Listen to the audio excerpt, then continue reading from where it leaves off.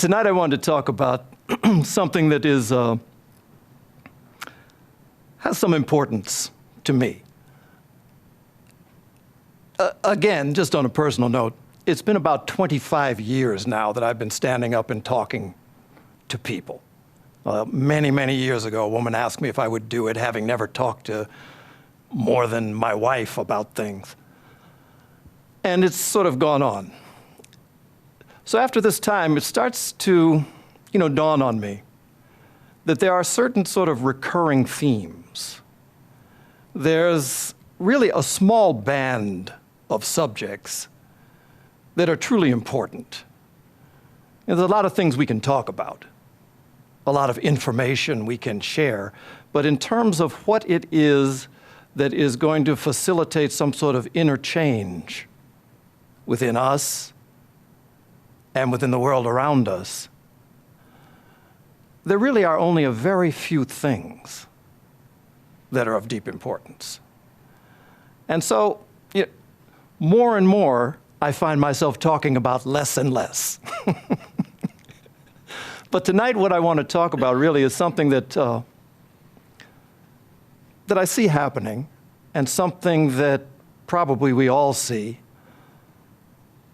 that at this particular moment, there's something that's going on. I'm calling it a convergence, where there are certain things that seem to be coming together, certain streams of influence that are seemingly coming together in many ways. So a convergence of wisdoms is what the subject matter is. But along with that, there are other sorts of convergences occurring as well. And I think all of these things are linked together. One of the things that we are most familiar with is that, for whatever reason, it does seem that right now there is also a convergence of what we might describe as very pressing problems in the world in which we live. I mean, everybody gets that. And if you start to tick off the list of things that we find ourselves confronted with at the moment, it can be one of those things that if you don't have a deeper view, it might make you a little bit depressed. Environmental degradation is one of those things that we're all seeing. Whether we call it pollution of the air, the land, the seas, huge problem that's going on around the world. You have an increasing spread of deserts in the world. What used to be fertile land, deserts are expanding exponentially at the moment. The seas are being fished. Every time you turn on the TV or open a newspaper. I mean, today I took about 30, 45 minutes, and for the first time in a long time, I read through a newspaper, front to back. I mean, really, it was a wonderful experience, but it was also one of those things that pointed to, this is just today's crop of specific issues that were being addressed. And, part of the crop we have is this explosion again of there are people in the world who have, for various reasons, the many wars that are being fought, the sort of economic imbalances that you see in the world, have had to leave their countries. So you have this condition where, more than at any time since the Second World War, you have 50 million people who are without a country because of, the conditions, man-made, that have driven them from their homes. If you put all those people into one country, it would be the 24th most populous country in the world. A country of people who have no country. So that's just one of the things. But go down the list and you find that there are any number of things that are just looming out there. So that's a fact. But then when you ask yourself the question, why is it that these things are as they are? When just the fact of it is that there is knowledge enough about every one of these problems for it to be solved. You know, it's no mystery about ways to reduce the pollution of the atmosphere, the mining of the seas. There's no mystery there. There are technologies, is knowledge aplenty to address each and every one of these things. So that we know. So obviously, since when we look at the news and we see that not only has that problem stayed, but it has magnified, probably if we're intelligent people, we ask another question. And that question would be, why, in the face of a situation where there is sufficient knowledge to address these problems, why are they not solved? And the further question would be, what is it about simple knowledge that it's not sufficient to provide a solution? Is there something that lies beyond knowledge as we've come to regard it? And I think that's sort of the realm that I want to speak to this evening. You know, what is it, when we say the word knowledge, what is it, first of all, that we mean? There's a quote that Albert Einstein said, and others have said similar things, that's going to kind of run through what I'm talking about this evening. The quote that he said was that, it may end up being just a paraphrase, but there is no problem that can be solved on the level on which it was created. So a problem created at a certain level cannot be solved at that level. So problems that are based on misuses of knowledge are not necessarily corrected by a different use of knowledge. It's all kind of one level. Well, we'll talk about that. So probably, just to kind of lay out how we might go about this, it would probably be best for us to have some sort of sense of the terms that I'll be using, the terms that we throw around, and we think that when we say them, when I say it, because you recognize the word, it means the same thing to you, which often is not the case. And often that's one of the sources of a lot of problems between people. We think that we're saying something that's communicating, but somebody else has a different meaning. So this whole level of what is it that we're talking about when we use the word knowledge is what's going to be important for us this evening. So for me, the way I would categorize it is, I would say that there is a hierarchy. You could say a hierarchy in this whole field of knowledge. At the low end of the spectrum, you have what we would call information. You know, the time that we're living in has been described as the information age. We're awash in information, and nobody can process it all. Information is just those, basically you could call it facts, just those little building blocks of things. You know, it is information that this shirt is blue. It's information that, you know, this is a certain type of light. You know, those are things that are informative. They're neutral. They have no particular, there's no particular value to any one of those. You combine all of these various different types of information, and then you start to get something that takes on the characteristic of knowledge. Knowledge is a structure, a specific way of structuring information.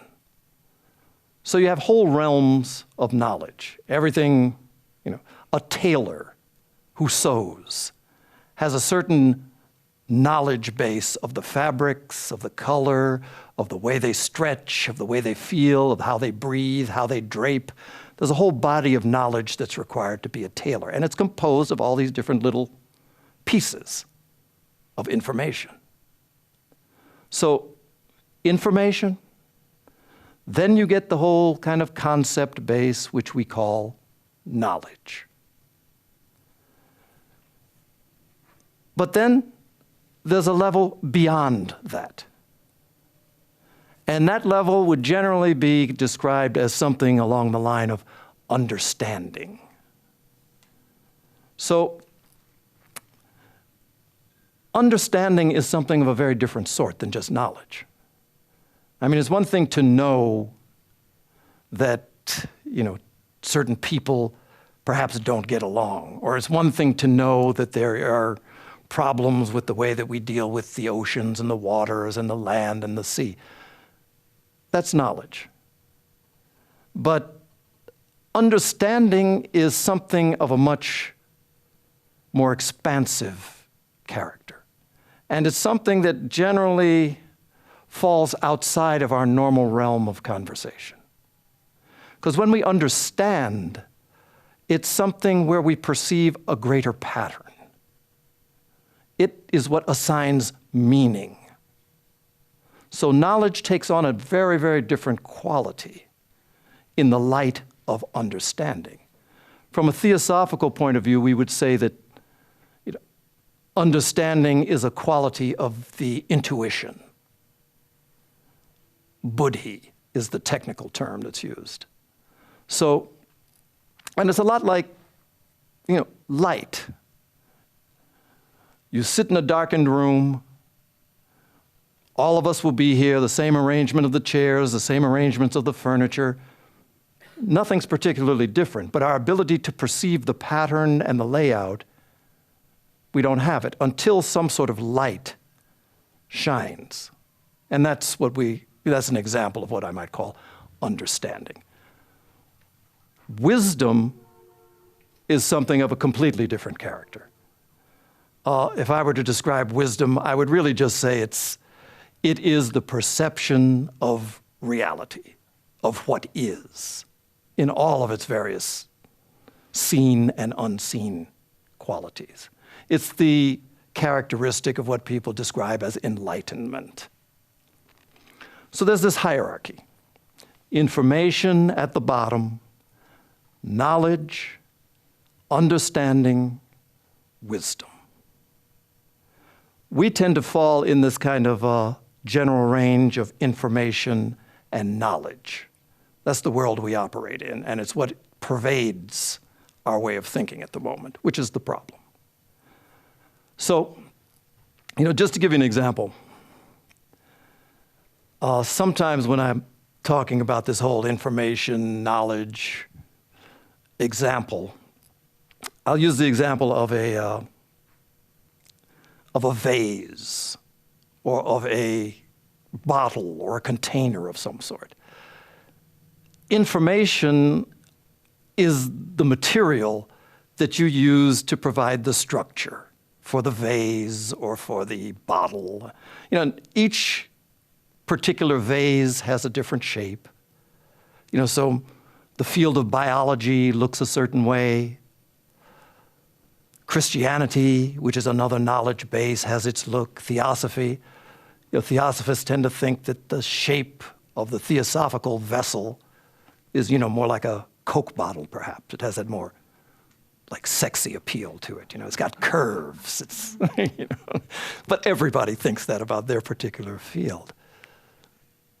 So information, knowledge provides the structure, but then the question arises of what is it there for? You've created this vessel for what? And obviously it's created to contain something. And in the absence of that, it's just another thing. So the thing that it's there to contain, you could say would be the waters of understanding, the waters of wisdom, is what we create this for. And so the whole process described in the realm of spiritual practice is this idea that we have to study to develop this sort of view and this structure. But that then there's a subject of meditation, where the study creates the vessel, the meditation is the thing that opens our understanding so that the water can then flow and this vessel becomes usable.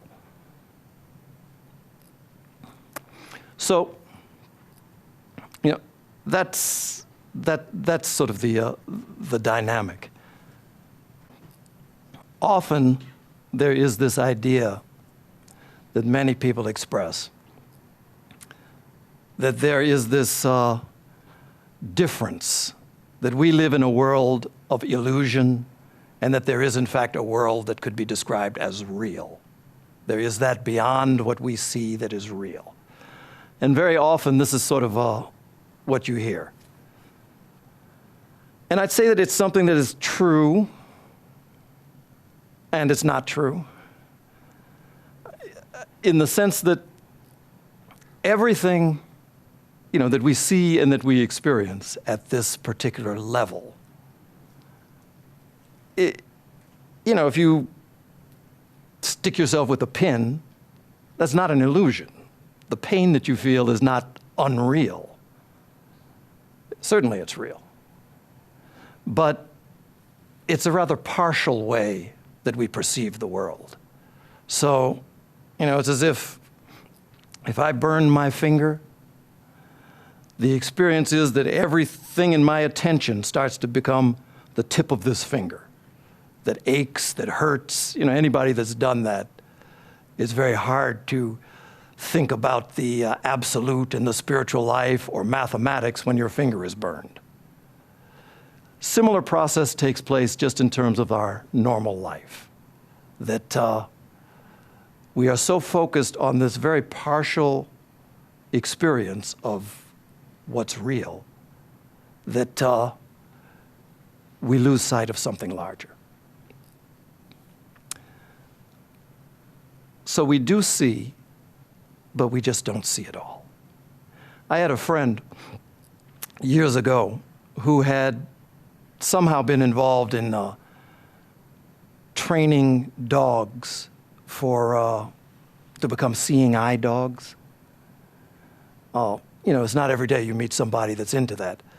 But what they described was that probably the hardest part about training an animal to be a guide dog for someone without sight, it wasn't the part of getting them to direct them through traffic or to be able to cross the street at the proper time. The most difficult thing they had to train a guide dog for was they had to train it so that not only did it look out this way, but to train it to look up. To train it to elevate its vision to something beyond its normal sphere was the hardest part of the training. And to me, it's one of those things that, for us, we are so deeply enmeshed in the way that we have been trained to see the world and to experience the world, that the world that lies around, within, and beyond this one, we're incapable of even perceiving and would deny its existence. Similar sort of phenomenon occurs, you would probably be aware of this, John, people who ride motorcycles. There are many accidents that occur between motorcycles and cars. And one of the most frequent sort of accidents that occurs is somebody's driving a car and they look in their rearview mirror to see if it's okay to change lanes. They'll look in the rearview mirror, the headlight of the motorcycle is there. The guy riding it is there. But because they're looking and what they're looking to see is a car, it doesn't register that there's something next to them, and they turn into the lane. And countless accidents every year are caused, not because they don't see, but because the training of the mind is such that what they're looking for they don't see, And so what they do see is invisible to them. It's very strange. But it sounds strange when we're talking about somebody else doing that. But I share this just because this is the process that moment to moment we're all engaged in. And we're engaged in it in such a subliminal sort of way that it completely escapes us. I mean, here's another example. I'll ask you to do this for me if you would just humor me. If you would just do this, and it's a simple thing, some of you are already doing it. Cross your arms. Just cross your arms in the normal way that you cross your arms. Comfortable? No, it's not. All right, but what I want you to observe is, each one of us, there's a certain left hand is over the right, or the right hand is over the left. They say that there's certain psychological things related to that, but that's not what this is about. They say actually the people with the left hand over are really very dynamic and brilliant and super sexy. And those of you with the right, I don't know what they say about that. But okay, uncross your hands. Now cross them back the opposite way, if you can. Was that something that was, yeah, if you can do it. It's one of those things that, you can uncross your arms now, but the sensation of trying to do this very simple, very normal act in a different way is something, we are so ingrained in behaviors, in habits, that the simple act of crossing our arms differently really has to become a matter of thought and attention. With the more profound thing of actually trying to perceive what's real, what's beyond our normal perception, it becomes even more difficult. About 400 or 500 years ago, something started to change in the way that we, as human beings, value and perceive knowledge. Up until that time, the people who had the greatest influence on the affairs of the heart, the affairs of the mind, were people who were, the ones who were looked to, were ones who would be described as wise people. Formerly it was the spiritual sort of people, and then it was the religious sorts of leaders. But people of wisdom. And they were often people who had very broad and deep knowledge about a whole variety of subjects relating to human activity. They knew about science, the arts, medicine, spirituality. They were deeply versed in those things. What seemed like very different sorts of currents were something that was harmonized, very present in these sorts of people. Something started to change. And it really started to change with the rise of what has become contemporary science and the worldview that has supported the very dynamic, very rapid growth of science as we view it, as the primary authority in the thinking of humanity. The scientific approach, the scientific method has had certain advantages that normal religion and spirituality could not claim. I mean, for one thing, it's something that is based on the ability to not only prove something experimentally, but to be able to repeat it. So the same thing that any scientist anywhere in the world does can be repeated, can be demonstrated by any other scientist anywhere else in the world. And so very rapidly, this started to become something where the results were demonstrable. In the spiritual world or in the religious world, it was one of those things where what the demand was is just believe. And, sometime after you die, you'll get the answer that proves what we've been telling you while you've been here suffering on earth. So that's something that some people can go for. But a lot of people started to really turn their attention toward this scientific view that had started to spread throughout all fields of human endeavor. And without question, it's been something that has been a boon to humanity. But at the same time, there have been some very severe limitations, and it's something that also has kind of created a situation that we now find ourselves that relates to this whole converging moment. Because the view of science, as it's practiced and as it has developed, there's a description for how it works. And it has been called not just the scientific approach, but it has been called reductionist materialism is the predominating approach in the scientific communities worldwide.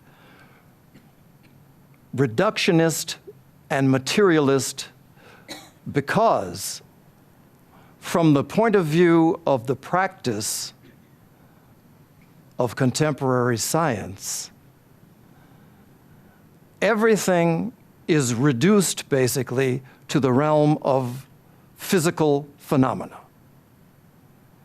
That's the realm that's tested, that's the realm that's verified, and beyond that, nothing can really be said because the testing ability for anything beyond the physical is not available.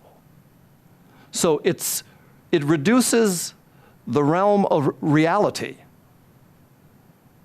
to the purely physical realm, and then goes on to demonstrate how that works. That's a major diminishment. It also has based itself on this idea that if and when the ultimate sort of smallest particle of the physical realm can be discovered, can be analyzed, then that could provide the understanding for all of the other building blocks that followed. So for a while, the thought was that there was an atom. That once we discover this atom and explore it, that would describe it. And of course, the atom wasn't the smallest thing available. So it's gone more and more subatomic, to the point that now they're saying that perhaps we've reached the ultimate sort of physical particle. But it's had consequences. This whole worldview that submits that everything can be explained in terms of physical phenomena has not just reduced our view of the cosmos, but it's had certain very specific results in how we view our day-to-day world, in how we approach it. For one thing, in this particular point of view, there is no provision for something that is pretty much taken for granted, probably by all of us, which is this whole phenomenon of consciousness. We know that we think. We know that we feel. We know that we have had times when we have gone beyond mere thought, beyond mere feeling. But within the scientific worldview, this experience of consciousness is confined to the physical realm. It goes no farther. It's a phenomenon of the brain. Certain excitation of molecules within the brain produces consciousness. It's an idea that doesn't work. It's an idea that certainly has cracks in it now, and it's sort of reached the limit of its usefulness. Particularly because now you have experimentation, simple things. Up in Wisconsin, I think it's Richard Davidson has done an awful lot of experiments with the whole idea of neuroplasticity of the brain, that the brain is capable of changing its structure. And he has had experiments where he's had people actually practice a very simple meditation form called metta meditation. So the idea that you sit and you sort of cultivate a mind that is loving toward others, that is reaching out in a compassionate sort of sense toward others and yourself, and then they observe what happens in the brain. You're hooked to a whole bunch of sensors, and they have found that this exercise in consciousness changes the physical structure of the brain. And that's just one experiment. So the idea that consciousness is a phenomenon of the physical realm is just not supported anymore. So that's one way that it becomes reduced. By reducing the world to the physical realm, wisdom is reduced to mere knowledge. Values become reduced to facts. And so, the way policies are made is by the comparison of facts. Who has the better set of facts? That's the direction that policy goes into.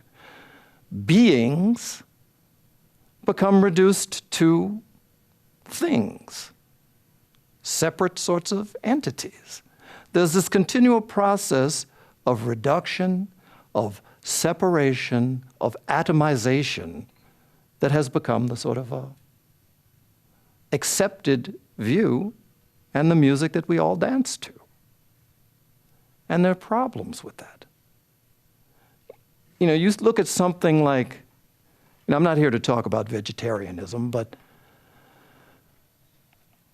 in the meat production industry, whatever the product is, whether it's chickens, whether it's beef, whether it's pigs, whatever it is that's being produced for meat, within that industry, it's not described as a chicken. It's not described as an animal. It's described as a unit of production.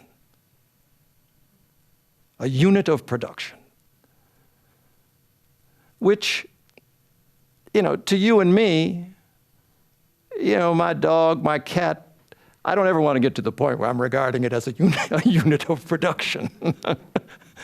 To me, it is another living thing that moves to the beat of this universal maxim that anything that's alive, anything that breathes, wants to be happy and does not want to suffer.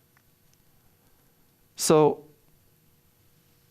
the capability to continue this process of just reducing,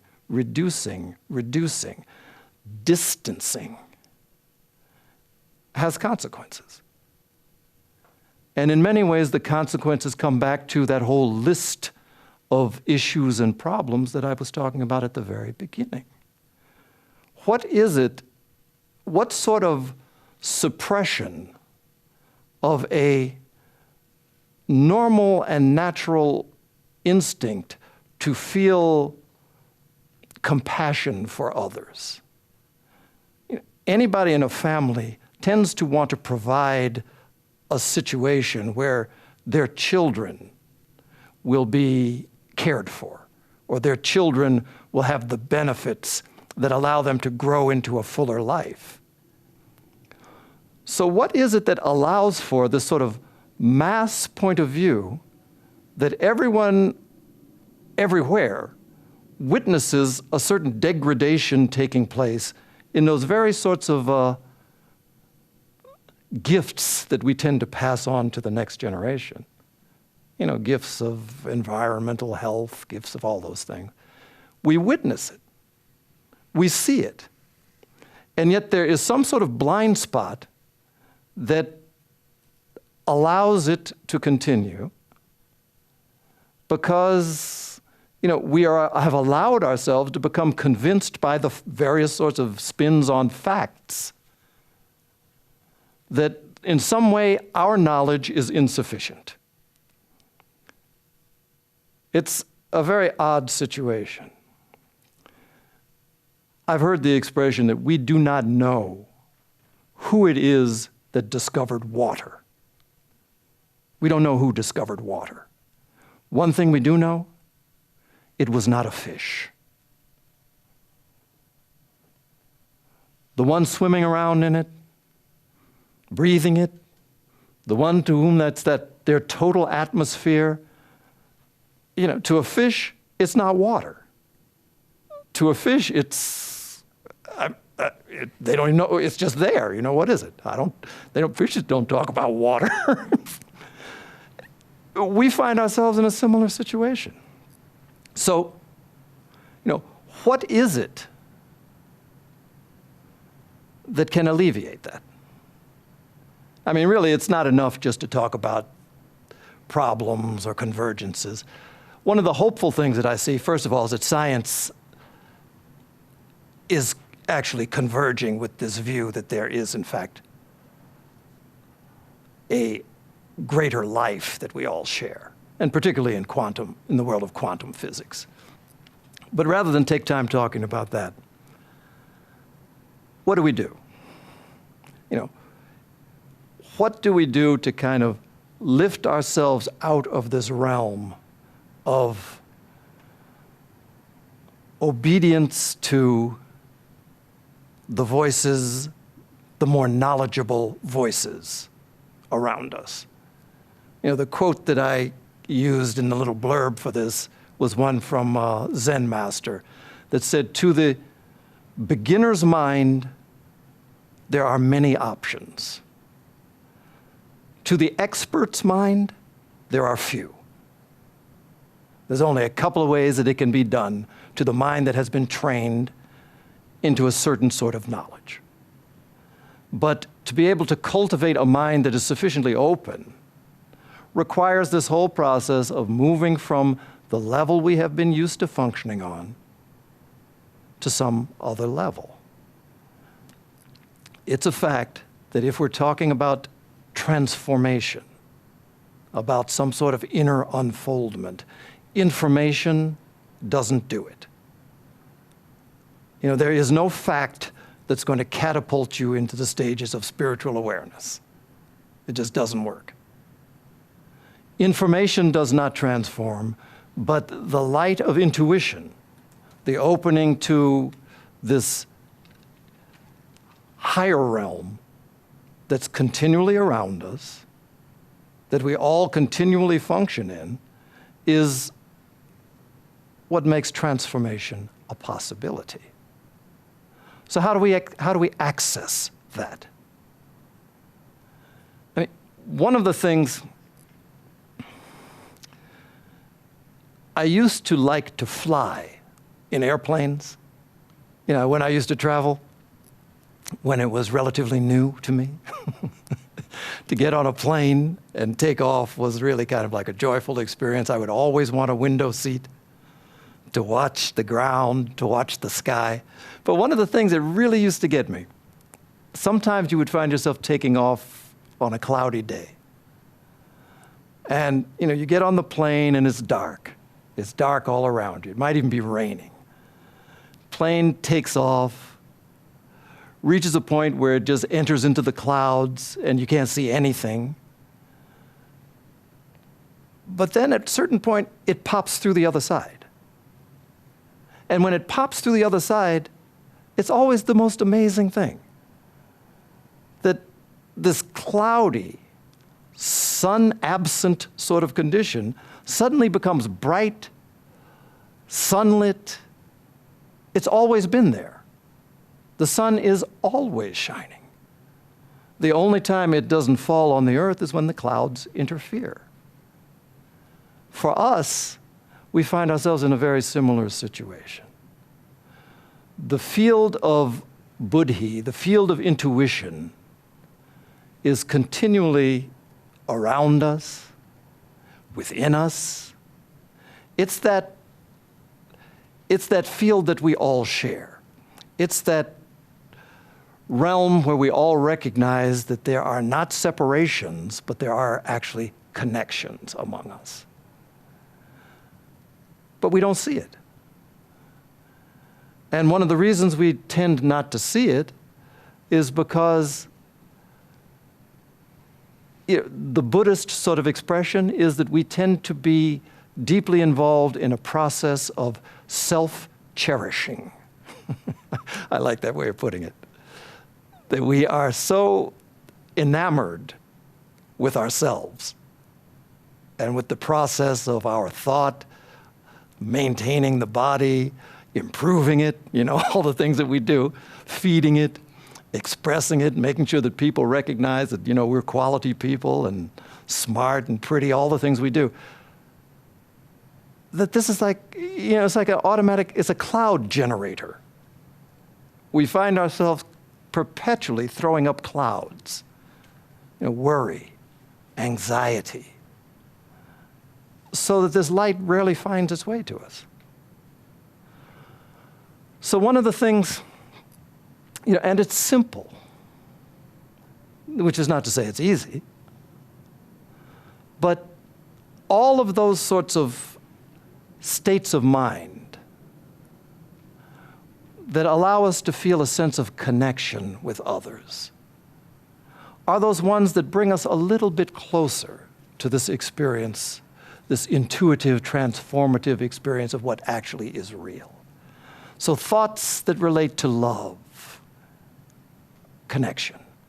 Thoughts that relate to compassion. Acts that are acts of kindness, friendliness. All of those sorts of things are things that transcend this reductive state of mind that we find ourselves caught in.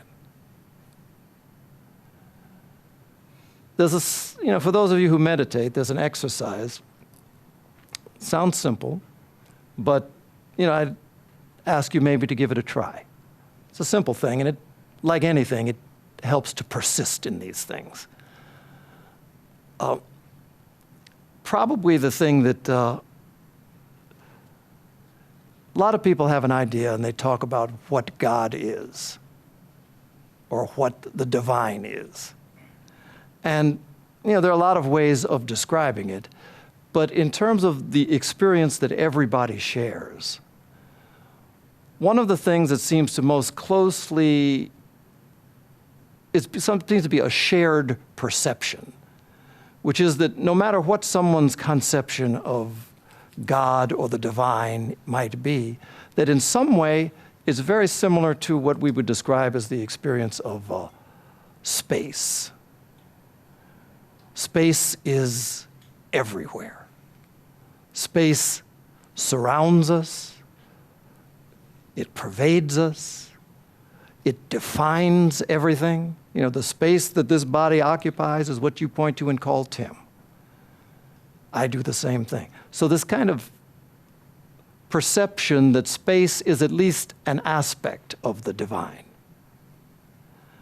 because it always is something that connects everything. Everything exists within space. So perhaps you could try this on some occasion. Normally, when I look at something, or when you do, you look to see the form. So if I'm talking about the chair, what I'm looking at is that blue outline and then the legs. But try to change that way of seeing it. And instead of looking at the chair, try to become aware of the space surrounding the chair. So, or even if you're looking at me, what's the quality of the space between us? Can you sense that in the same way that you can focus on an individual form, an isolated form? Sense the quality of the space between us. And then, you look at a tree. Normally we look at the leaves, we look at the branches. But again, there are spaces that actually define what is a leaf. What is a branch? Do you see it? It's an exercise. But it's an exercise that if I think you give it a little bit of time or effort, you might find that sometimes there's an experience that you might have. And often the experience is something along the line of at least a momentary loss of that constant sense of separation. That somehow in this process, you start to become more focused on what it is that unites than what it is that separates. As I say, it's an exercise. But we have to develop ways that are going to be able to lift us out of this, this particular level to which we have become so trained and so accustomed. Because it's fresh in my mind, it was the last thing you talked about. Mm-hmm. And I remember you giving that in a slightly different context as an exercise some years ago, and I did persist in it. Mm-hmm. And the way that you phrased it then was that when you were having a conversation with someone, try to be conscious of the space between you mm-hmm. rather than being conscious of the person. Mm-hmm. And as you do that, as you start to practice with it, it really does change the perception you have of the person. Mm-hmm. And what the thing that seems weird at first, but even in your explanation, it made a little more sense. You actually become more conscious of the person by being conscious of the space between you mm-hmm. that seems to connect you. All of a sudden, the person gets clearer to you for some mm-hmm. reason. It's a strange phenomenon, but it does. If you persist in it, it really is something there. Thank you, Ben.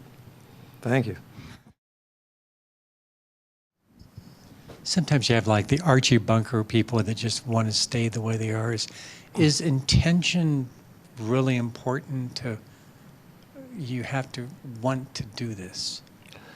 Yeah, I mean, that's the good part and the bad part, that it's not, you know, there are people that are Archie Bunker types because it's dictated by what we see. Everybody does not find value in this idea that there are layers within ourselves that have yet to be unfolded. To some people, that's the most burning issue in life, and they proceed that way. So, you know, part of the beauty of it is that all of us find ourselves with the consciousness that we have developed because of past efforts. And, you know, none of them are better or worse, but one of the things that we have to recognize is that a certain way of seeing dictates a certain way of behaving. You know, people often talk about what the world needs is love. But, you know, love, when it's real, shows in certain sorts of behavior. It's not just an isolated idea. So, for those to whom this is important, then we start to find ways to cultivate it. And one of the ways that this works is that invariably, who we are affects others, because it is this field. You know, if it were true that it was just isolated individuals, different sorts of little atoms of people floating around with no connection, then it would be sort of useless to even embark on something like this. But because that's not true, what occurs within you or what occurs within me affects the total field. And so that's sort of the idea, that it's not to kind of change Archie. It's like, let Archie be Archie, but that things will in fact change as we do. You know. It's all, you know, part of the difficulty of this whole thing is that it's really about self-responsibility. You know, it would be nice if it was just, you know, if you study something, then something will happen, and then, you know, if it was formulaic in that way, it would probably be nice. But the fact is that we really do have to, first of all, some sort of motivation within us. There has to be some sort of motivation. Different people have different motives. Some people are motivated because it's just too difficult doing it any other way. You know, that the suffering gets to be a little bit too much, and so I've got to find something to relieve this condition, which is a worthy motivation. And so you work to try to alleviate whatever sorts of suffering that we feel. That's why we go to doctors. That's why we take pills. So that's one motivation. There is a similar motivation, which is that some people start to recognize that there's certain universal quality to the way that we human beings live life. And so the things that I experience are experienced by others as well. And so then the question becomes not just what is it that's going to make me feel better? You know, what is it that's going to unfold my consciousness? But what can I do that will lift me up and that will also lift others up around me? And that's a different motivation. You know, the same people, both people may be sitting down meditating, they may be reading the same book, but it's a different sort of motivation, and that will determine how that person behaves. And so everybody's functioning on this same sort of spectrum.